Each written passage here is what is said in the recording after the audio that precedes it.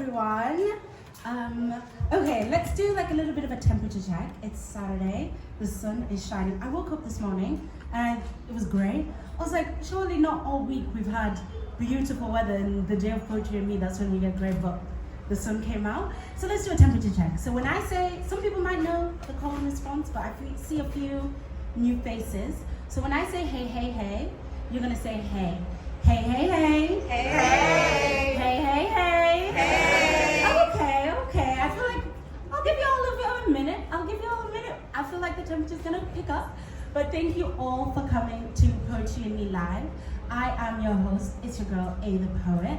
I'm so happy to be back at Bush Theatre. Like, I feel like this is like my happy place. This is my home. This is where I feel most like at peace. This stage is like, this was where we had our first Poetry and Me Live. So I feel like it's kind of divine to be back for our 5th live show.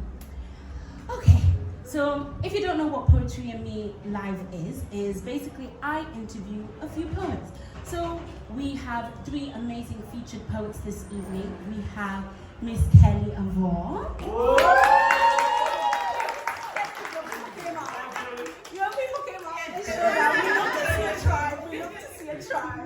We have Henry Stone. Make some noise for Henry Stone. And we have Miss Terry T. Make some noise for Terry T. Amazing. I'm so excited to jump into conversation. So I'll be just jumping into conversations with them to find out a little bit more about their poetic journey, their artistic journey, and actually just listen to some very good poetry. I'm so excited. And at the end, we will also have a time for open micers. I know a few people have already come to see me that want to be on the open mic. We do have a few slots left. So if you want to see Sissy, my sister Arlene, if you haven't already seen her or haven't already DM'd me to say you want to be a part of the open mic, just let her know and we'll pop you on the list. So one thing to start off with that I love to let people know who are new to the space, Poetry and Me Live is a safe space. I know a lot of people say that about certain spaces and it's not very safe, but I feel like Kelly can attest to the fact that here it's a safe space. If it's your first time performing poetry, the crowd, this is a bit of your responsibility for the evening. It's important for you to make that person feel like welcome, to be like, you know what, if you slip up on a word, don't worry, we're gonna lift you up. And a way to do that is clicks. Can I hear some clicks, please? And if you hear a poet like says a line that's a bit of you, you go, can I hear some And if they say one line that's like, wow, you get, say that again. Can you hear me say that again? Say that again. Okay. So I always start the evening with a poem, as I am a poet. And I thought to myself, what poem should I perform for the evening, like to kick us off? And the first word that came to mind was joyful. And I know at present, the world isn't very joyful, but I think it's quite important to grab onto the joyful moments. Grab onto those moments that when something fleeting makes you smile, because that can actually just take you on to the next day and keep on going. So I feel like I really wanted to share that. And and it's just really important to kind of see the joy in the world. And for me, one thing that brought me to poetry, since we're at Poetry in Life, was grief. And it was very difficult to grab onto the joyful moments when going through the journey of grief. But when I did, somebody told me just to kind of grab onto that thing that made you smile that one day when you were crying, but you still smiled. Grab onto that thing and keep going on. So I just want to pass on a little bit of joy over to you, whatever you may be going through. Maybe you're having a joyful day anyway. I want you to celebrate that joyful day. And if you're not, I want this moment to be that joyful day. So I would like to do a small, short meditation. It's very short, I promise, with you, just to set the tone for the evening. So if you want to just close your eyes for me. Okay. Breathe in for 4. 1, 2, 3, 4, and out for 4. 2, 3, 4, Breathe in the joy that I have to share. Hold it in with all your care. Now breathe out what's not for you, that energy that's been hurting you.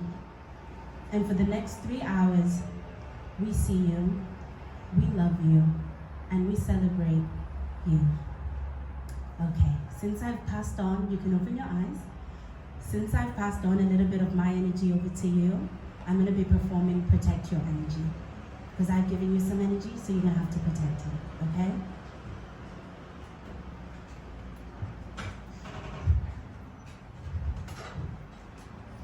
Protect your energy, for that is what matters most. It affects you from the surface to the core. Those that radiate bright yellow sun, transfers joy to those that orbit their atmosphere. Happiness leaking from their pores, smiles so infectious no vaccine could eradicate. But in the same breath are those whose sun has not shone. Gone are their rays, their petals have fallen. Many turn away, shut their eyes, close their ears, for only those who indulge can the darkness inhabit. The clouds cover your eyes. All you see is the darkness. It is becoming to mold you, become you. The sun peeks out into the gaps. Accept the sun, for it holds the joy you deserve as a creation of the Maker. Speak the inner truth in your heart. No darkness was planted in you by the Creator, only an energy that can radiate as bright as the sunflower in the depths of summer. So protect your energy, beloved, for that is what came first within your atmosphere. Thank you. Thank you so much. Thank you so much. Okay, over to our interviews. Shall we go? Shall we go? Hey, hey, hey. Hey. Okay. Our first poet. She has been rocking with the Poetry and Me family since day one. And I don't mean like day one and like, oh no, she was at the second show. No. The first live show, she was sat right over here. And we actually met at a poetry show in Peckham. And she won the open micers at Poetry and Me in February, the Lovers and Friends edition. So check out the performance if you want to see her performance. And she actually wrote her first poem, I can't believe it, in 2013 and just started performing. So I'm so excited to actually jump into conversation with her just to find out a little bit more about her journey. So Poetry and Me Live family, please make our first artist feel so welcome. Give it up for Miss Kelly Avor.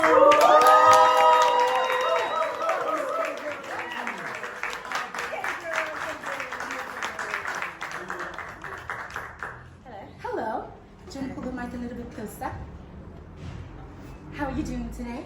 I'm good, thank you. Amazing. Thank you for being here. I'm happy to be here. Amazing. And you're going to jump into your first poem, right? Yeah. And I think there's a few trigger warnings you said? Yeah, so the poems we're going to be performing today will have trigger warnings. Which are, or can you tell us, or do you, just a few trigger warnings? Yeah, just a few. It's nothing too, it'll be thought-provoking. Yeah. Okay. Okay, so this first poem is called My New Garden, and it starts off with a snippet of a conversation I had with a mentor some time ago. Kelly, why are you rushing? What are you chasing? What is that feeling? I just want to heal and get on with life. I'm tired of this. I know I need to accept myself as a victim.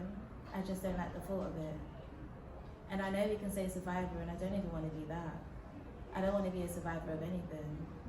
I just want to be. I don't want the trauma to have anything to do with me.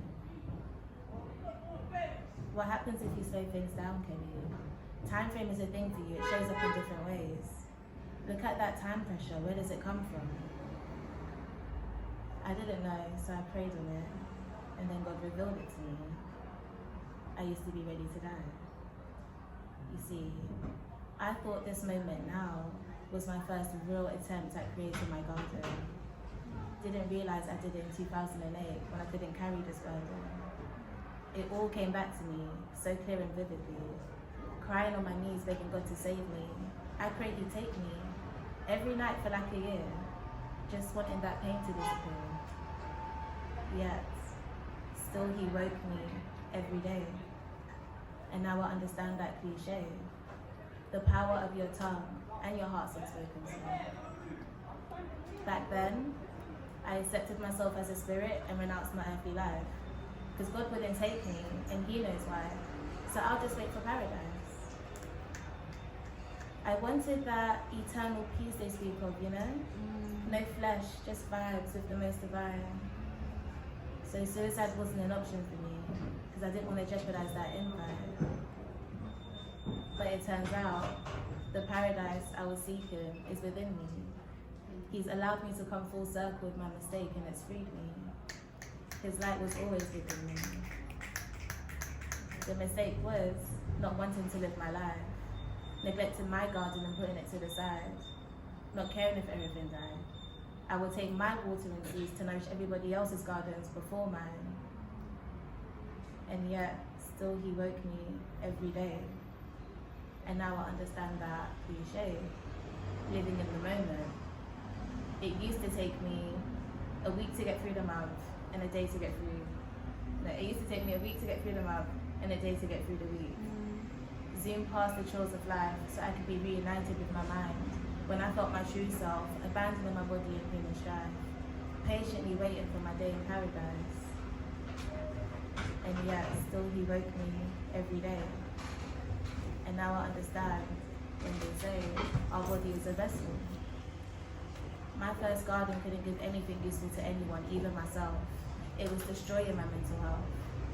I thought it was all my pain that allowed me to be there for others. But my love comes from a divine place. Somehow, the light within me survived in a garden so unappealing, a garden I so badly wanted to rid of. And God said, patience, Kelly, because your spirit knows what your flesh does not. So do right by you and show your garden love. I give you life every day, your purpose here is love. All the pain you hold is but a drop in the ocean compared to the waves of love that is to come. Nurture your garden, Kelly, because this pain you can surely overcome. I was young, I didn't know I renounced a part of myself when I made that degree. I thought this battle was adult versus inner child. The whole time it was just me versus me. I was existing and not living, then wondering why I was so unhappy, thinking I could separate myself from the flesh. But we are one, and I'm ready to love you, ready to love me. Still He wakes me every day. My life was meant for more than pain. My destiny isn't to suffer. I deserve to live a good life, one where there's much love to discover.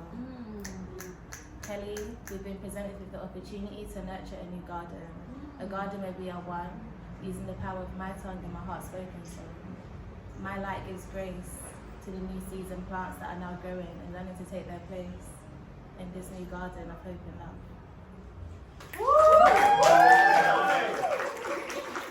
I wasn't ready. One time for the one time. Wow. What a way to open it. Kelly.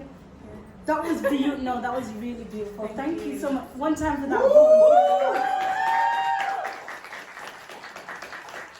And thank you to that mentor. You said that poem started off with a conversation with your mentor. Yeah, it was really thought-provoking, and it led me to pray on looking at why my life was going a certain way.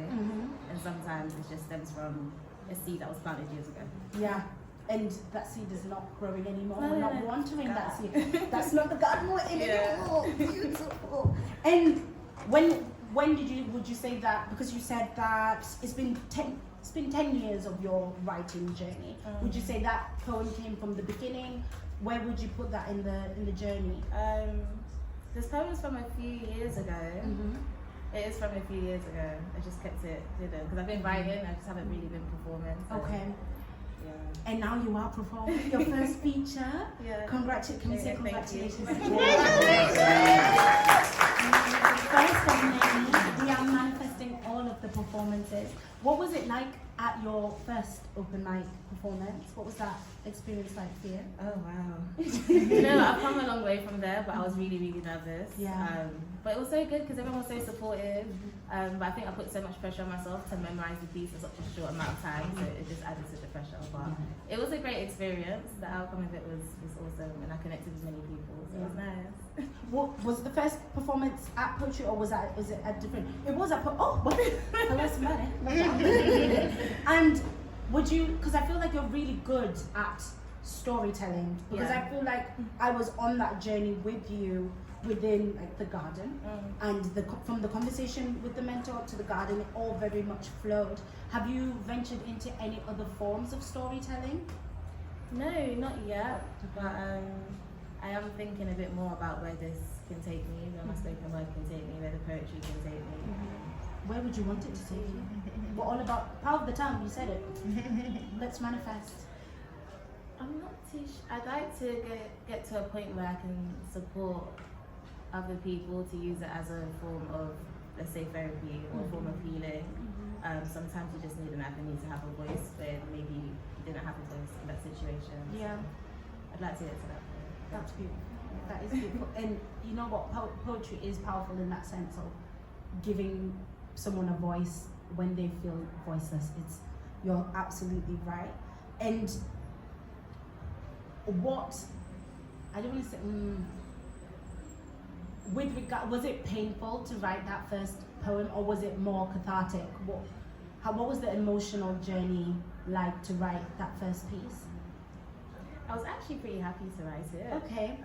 It's because it's like if there's a maths equation that you're just trying to break and then you finally get the answer. That's how that poem felt for me. Yeah. It was like, it was this one little thing that I needed to do that was kind of stopping everything. So I felt quite happy writing it. I know it seems quite sad to begin with, but that's just life, Because life it kind of starts off sad, but then it's quite empowering in the end. I felt quite happy writing it. I'm happy that you were happy to write it. Thank you. It was a great one. It was absolutely great. Shall we go into your second one? Yes. Yes? Okay. Do you want to tell us what, or do you want to just jump straight in? Okay, go.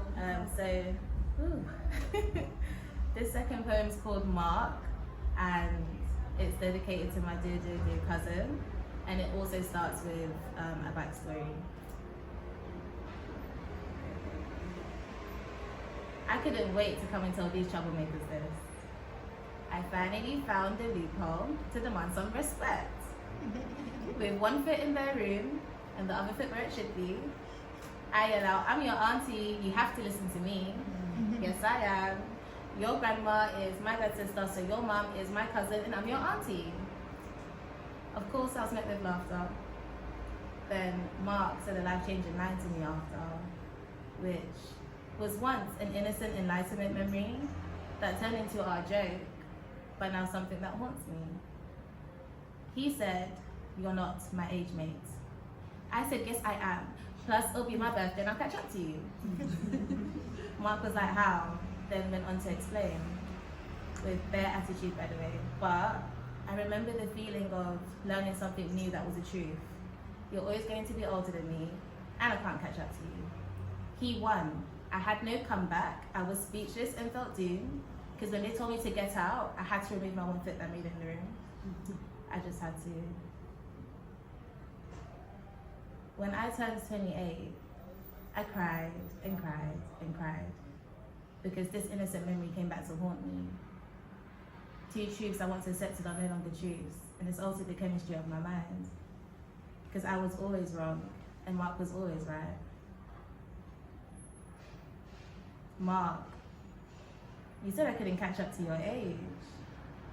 The child in me that had this life-changing epiphany feels like he lied to me. It's so hard to celebrate my birthday now. Since turning 28, I try my best to celebrate life every day, because the pain of this particular memory just won't fade. You being gone brings a pain that can't be sustained. Though, I did realize that my memories of you satisfy something way deeper than the flesh. I truly believe you're in a better place. So no matter how much I want to question our existence, I absolutely choose to believe in the afterlife.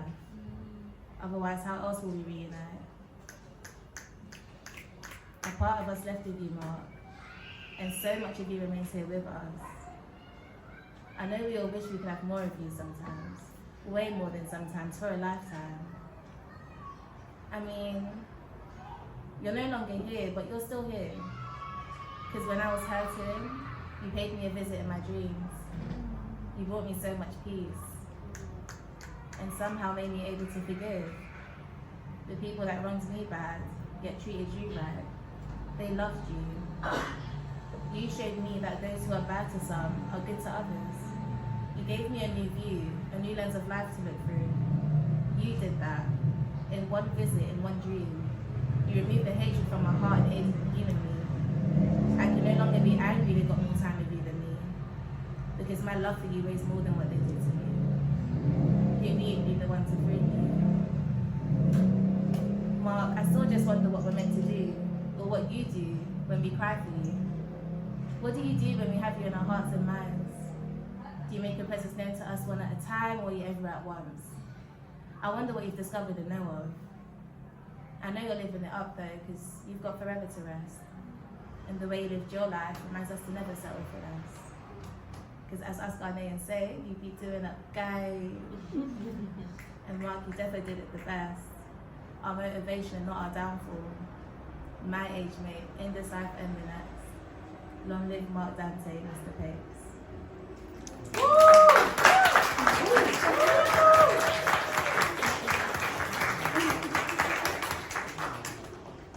Sorry, no, that was beautiful, stunning. Thank you for sharing that. Oh no, yeah,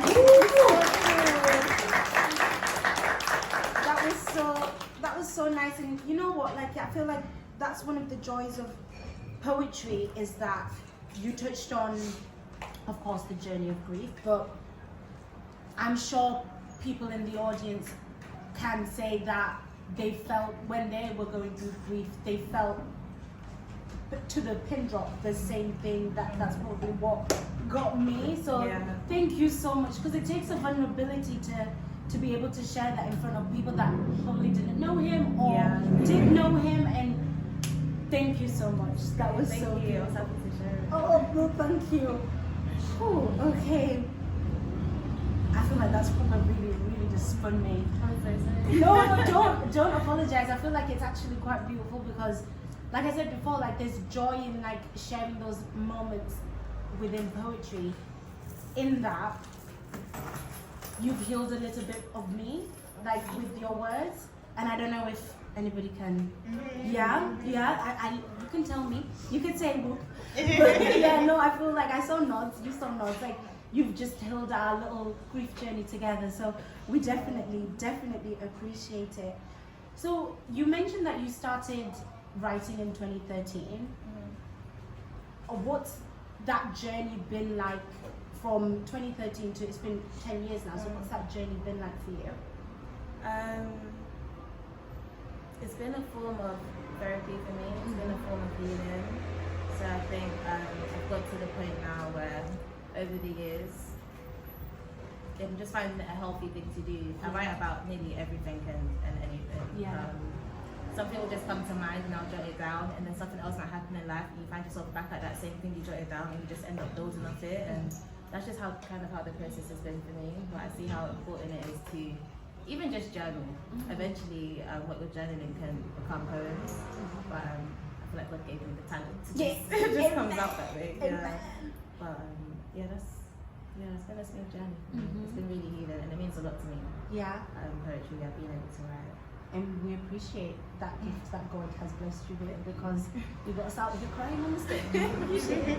And if you could give someone in the audience, maybe who does journal, but maybe doesn't identify as a poet and doesn't think of themselves, but does actually enjoy poetry, if you could give them a piece of advice, what advice would you give them? I think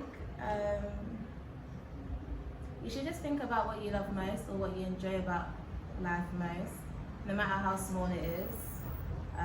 Like for me, I envision my life as a garden, and that's where a lot of my poems come from. They're kind of based off seeing life as a garden. You know, I see my friends as like having trees within my garden. All our roots are touching each other, and we all like show seeds of each other. And so I think once you're journaling, just let your mind kind of run free and see where it takes you, and then just jot it down. Just literally jot down anything. I think as long as you're expressing yourself, poetry is what you make it.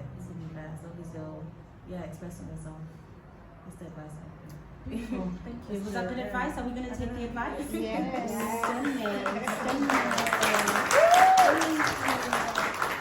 And you already know, this isn't your first rodeo, you already know every interview is ended with the same question.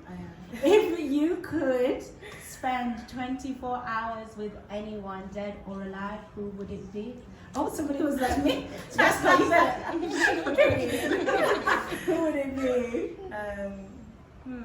And why, of course? I really asked this, but I didn't think about it. It catches everybody off guard. Yeah. You know, I might say my cousin, because I'm curious, like, if you can give me some secrets of what you've discovered out there, what's going on up there, I think that would be really, give me some tea, that'd be great. Give me some answers to life. But I think I'll choose my cousin. Stunning, stunning. Shout out to cousin. And our last poem of the evening. I actually need my phone for that. Okay, no, you grab it. Finger snaps while she grabs her phone. Thank you, sir.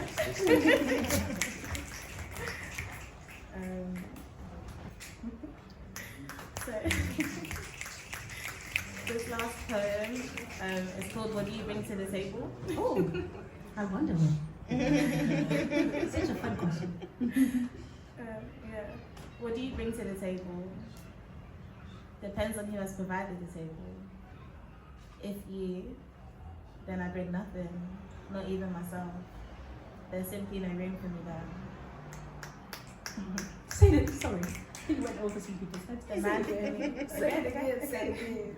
If you, then I bring nothing, not even myself. There's simply no room for me there. The man for me will not ask what I bring to his table. He would ask me to take a seat at the table the Lord has provided for him. It's provided by my Lord, my God. All I would have to bring is myself. This table would be blessed, protected, and infinite in size. This table would have the capacity to hold what I want to give and have to share, laid out infinitely. So much room for what we have to share and give to each other in different moments of our lives. There would be infinite seats along this table.